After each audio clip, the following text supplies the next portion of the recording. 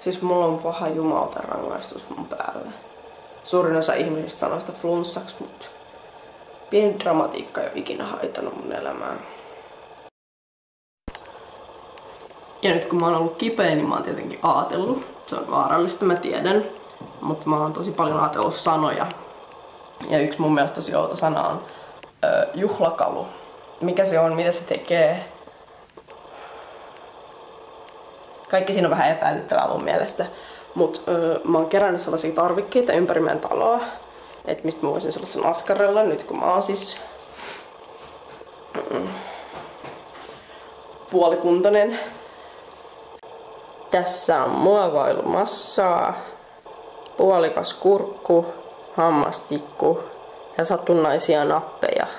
Et kyllä mä ajattelin, että se niin lähtee se juhlakalu valmistumaan. Jos mä löydän jotain muuta, joka kuuluu selkeästi mun mielestä juhlimiskulttuuriin tai kaluihin, niin kyllä mä sit sen lisään siihen. Ja sit näytän sen, kun se on valmis.